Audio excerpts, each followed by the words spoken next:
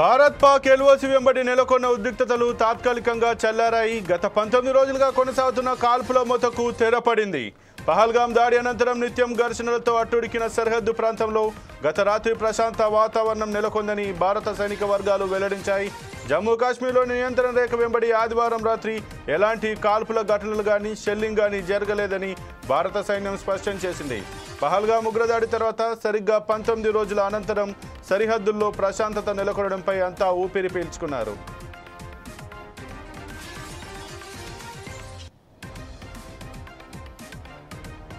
ఇక ఇదే అంశానికి సంబంధించి మరింత సమాచారం మా ఇన్పుట్ ఎడిటర్ శ్రీనివాస్ అందిస్తారు. శ్రీనివాస్, చెప్పండి, 19 రోజుల తర్వాత భారత నియంత్రణ రేఖ వెంబడి అలాగే కాశ్మీర్లో కూడా ఎటువంటి కాల్పుల శబ్దాలు కానీ షెల్స్ ప్రయోగాలు కానీ లేవంటూ భారత సైన్యం అయితే స్పష్టం చేసినట్టుగా తెలుస్తుంది. దీని గురించి మీ దగ్గర ఉన్న అప్డేట్ ఏంటి? సంపత్, ఏదైతే భారత్ పాక్ల మధ్య నెలకొన్న యుద్ధ వాతావరణం ఏదైతే ఉందో నిన్న రాత్రి కనిపించలేదు. ఎందుకంటే ఇరు దేశాల మధ్య కూడా ఎలాంటి కవ్వింపు చర్యలు కూడా కనిపించలేదు.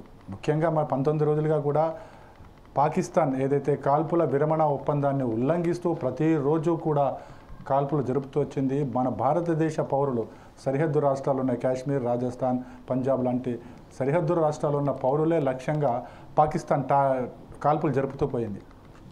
మొన్నటికి మొన్న 2 రోజుల ముందు మనకి మొత్తం కాల్పుల విరమణకి సంబంధించి ఒప్పందాన్ని అమలు చేస్తున్నామని చెప్పేసి భారత్ ప్రకటించింది. కాల్పుల విరమణకు వెనక్కి తగ్గింది. అదేవిధంగా పాకిస్తాన్ తాను కూడా కాల్పుల విరమణ పాటిస్తున్నామని చెప్పేసి స్పష్టం చేసింది. స్పష్టం చేసిన 3 గంటల్లోనే మొన్నటి వరకు కూడా కాల్పులు జరుపుతూనే ఉంది. అయితే భారత్ ఖచ్చితంగా ఒక ప్రకటన చేయడం జరిగింది. ఆపరేషన్ సింధూర్ కొనసాగుతుంది.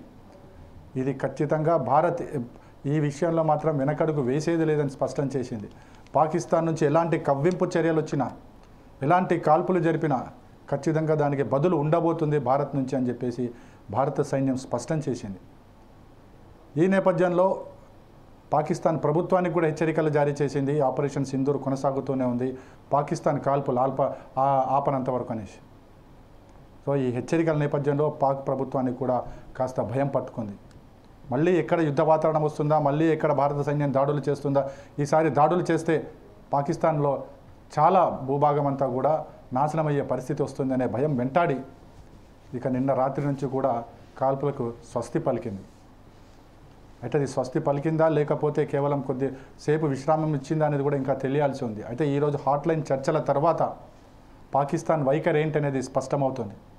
కానీ నిన్న రాత్రి మాత్రం కాల్పులు అనేవి ఇరువైపుల నుంచి కూడా ఎక్కడ జరగలేదు. సరిహద్దు రాష్ట్రాల ప్రజలు ప్రశాంతంగా నిద్రపోవడం జరిగింది. ఎందుకంటే 19 రోజులు వాళ్ళ నిద్ర లేక వాళ్ళు ఎప్పుడు ఏం జరుగుతుందని ఒక భయం వారిని వెంటాడుతుండేది. ఎప్పుడు ఏ రాత్రి వచ్చి ఏ బాంబు, ఏ మిసైలు, ఏ డ్రోన్ వచ్చి తమ మీద పడుతుందని ఒక భయం వారిని వెంటాడుతూ వచ్చేది. కానీ నిన్న ఒక్క రోజు మాత్రం అసలు ప్రశాంతంగా పడుకున్నారు. అటు సైనికులు కూడా ప్రశాంతంగా వాళ్ళ విధులు నిర్వర్తించు వచ్చారు. బహుశా ఈరోజు హాట్లైన్లో 12 గంటలకు చర్చ జరగబోతుంది. చర్చ తర్వాత పాక్ వైఖరి ఏంటి, భారత్ వైఖరి ఏంటి అనేది మరోసారి స్పష్టత రానుంది. Sampath. Okay, thank you Srinivas.